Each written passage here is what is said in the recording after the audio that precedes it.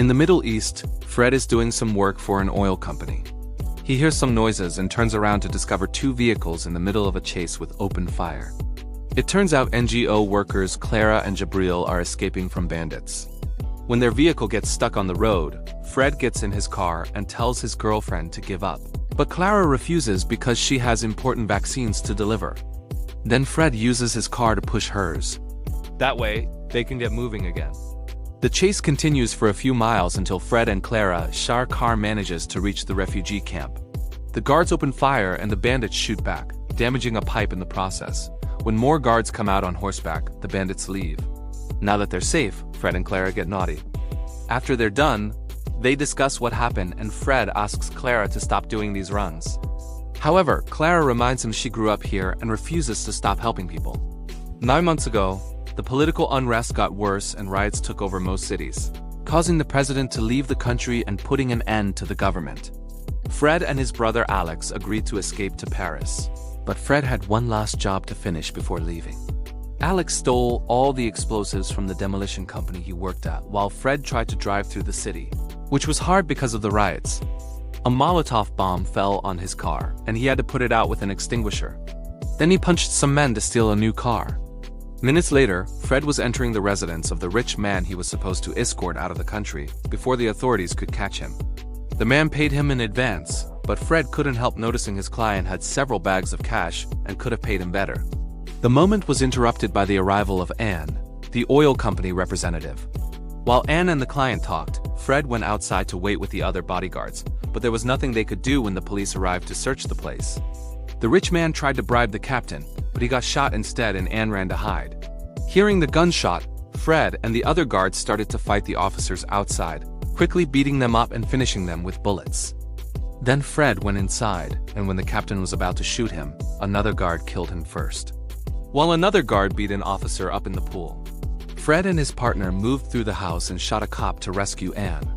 After dropping her at the airport, Fred visited Alex, saying they could use the explosives to break open the client's safe.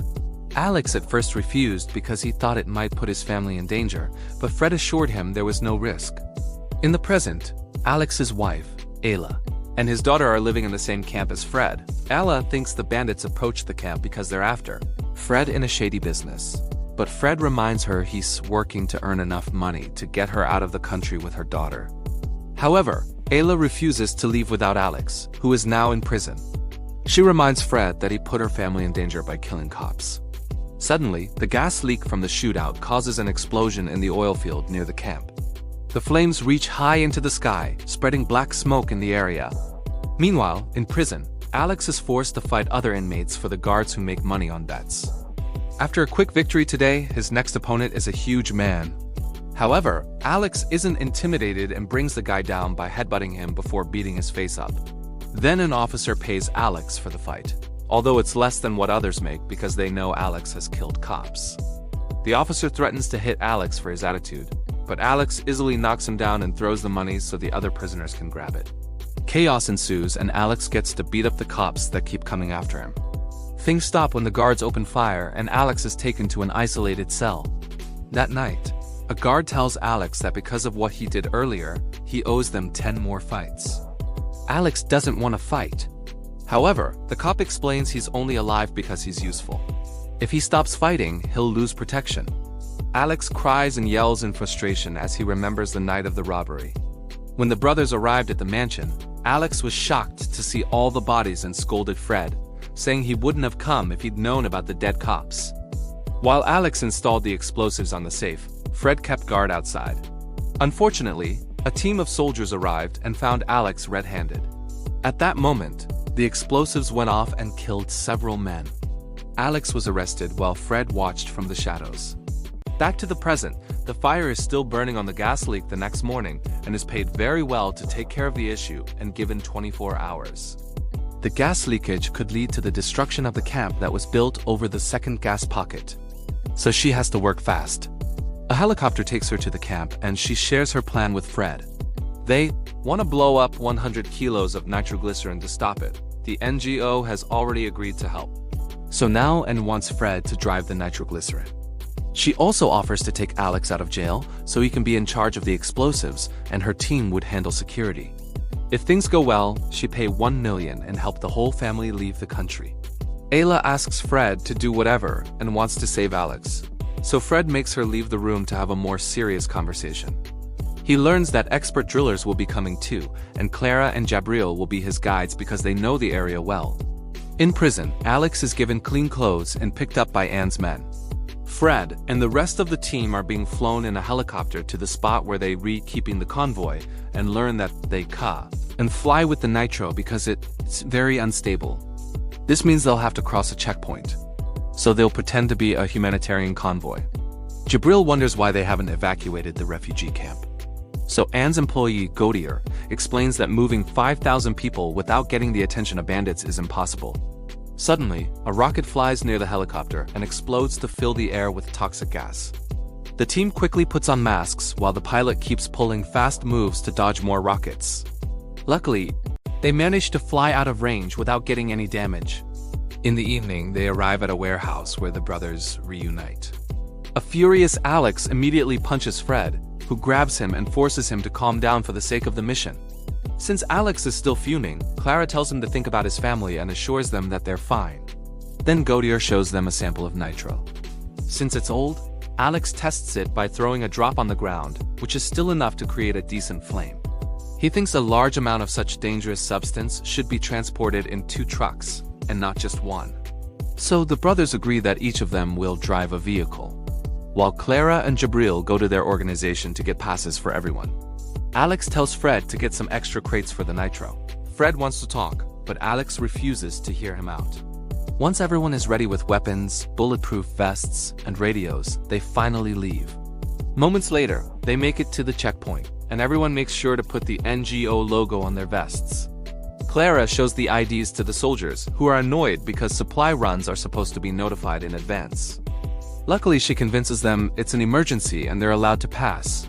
The next day, they make it to the company's solar plant, and Godier makes Clara stay in the car while the brothers handle the nitro. As they move around the plant, they notice a guard tied up with tape. The nitro is in small canisters that the brothers carefully load into the crates. They only grab the amount they need, so 1 canister is left behind. After the brothers leave in the trucks, the captured man breaks the tape and starts fighting a guard. In the struggle, they accidentally knock over the last nitro canister and cause a big explosion. Thankfully, it doesn't cover the whole plant and the convoy is already on their way out, so they aren't harmed. Later, Godier notices that Clara has been in a bad mood since they left and confronts her, so she stops the car. She thinks Godier is heartless and doesn't care about casualties, so she leaves the car and joins Fred in the truck. A few miles ahead, they find an army roadblock, which shouldn't be possible because this isn't a military zone. When they stop the vehicles, they see people surrounding the road and realize these are bandits pretending to be military. Godier tells the commander that they're carrying medical supplies and hands him the papers, but he refuses to pay a bribe. When he doesn't let them inspect the trucks either, the men fire their guns in the air. A frustrated Jabril comes out of the car with the organization logo and his hands up, swearing they're only here to help. The commander approaches him with his gun out, only for Alex to grab him from behind and threaten him with a grenade. The other men begin approaching too, so Godier also takes out his gun. After exchanging a few tense words, Godier shoots a bandit and Fred does too from the truck window. The enemy opens fire and Jabril is sadly shot down. A full gunfight ensues and one of the convoy guards runs over the commander with his bike.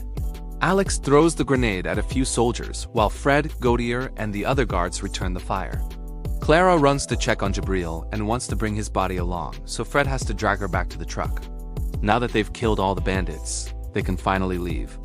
They don't realize that the commander is still alive until it's too late. He's brought a few more bandits and starts following the convoy on the road with open fire. Godier shoots back but has to recharge, and the biker guard has to drive carefully to dodge bullets. A shot hits the top of a truck going too close to the nitro. Alex starts speeding up to try to lose them, and the biker ends up falling off the road. With a newly loaded gun, Godier manages to make more accurate shots and kills the commander plus his bandits, sending their vehicles off the road, too. The convoy stops on a dirt road, and Godier approaches the enemy vehicles to shoot them more just in case. The brothers use this brake to tie the nitro extra hard since driving this fast is making them shake. A furious Clara tries to hit Gautier because she blames him for Jabril's death since he refused to pay, and Fred has to drag her away. Since they've lost so much time and they only have 8 hours left, Gautier announces they'll change routes and take the North Road instead.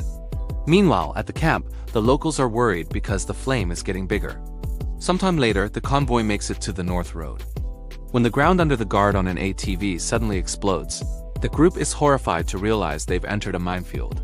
Even though it's time-consuming, they have no choice but to inspect the road using chains to remove the mines.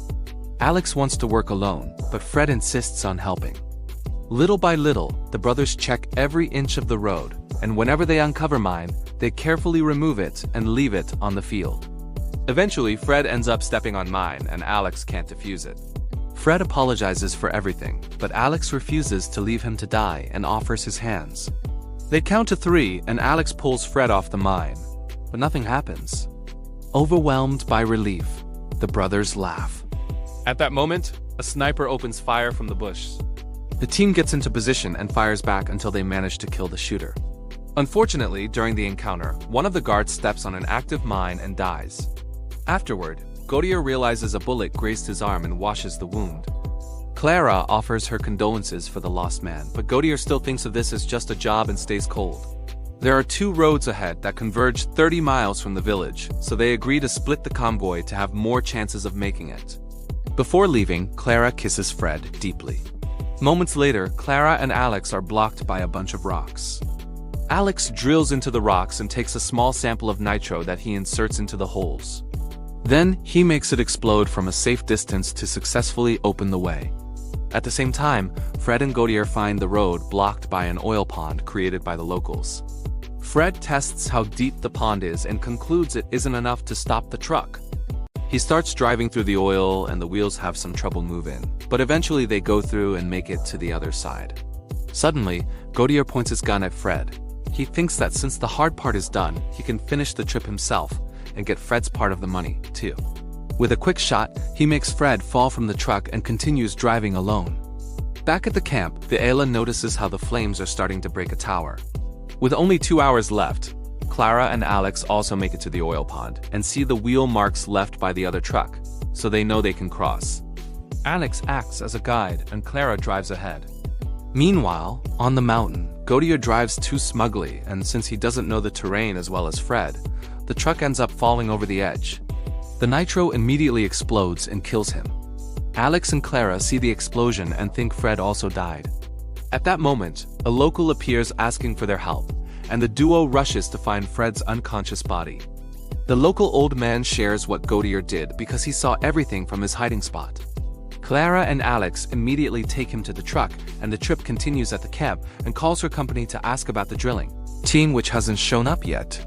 Her boss tells her that their chopper got shot down and there's no time to send another team yet. If things go wrong, the company will hold N responsible. After hanging up and tells her guard to kidnap Ayla and her daughter with only 1 hour left, Alex is frustrated to see a bandit car following him. Clara strangely decides to open the door and start climbing to the roof of the truck, causing the bandits to open fire. With some effort, Clara manages to get in the back of the truck and starts throwing nitro canisters at the enemy until their vehicle finally explodes and rolls off the road. Soon, they make it to the camp where the flame has grown quite a lot. The guard points his gun at Alcoa while explains that since there's no drilling team, the only way to save the refugees is to drive the truck into the well. Hearing this, Fred opens fire from the truck, quickly killing both Anne and her guard. Fred cries as he watches his brother reunite with his family. However, the flames start getting aggressive, so he starts the truck. Guessing what he's going to do, Clara tries to stop him, but Fred just smiles and drives ahead. The truck crashes into the oil field and a huge explosion blows it all up, killing Fred while stopping the danger from reaching the refugee camp just in time. The locals celebrate while a helicopter arrives to pick up Clara, Alex, and his family. Make sure to subscribe and turn on notifications so you can watch more videos like this. Thanks for watching.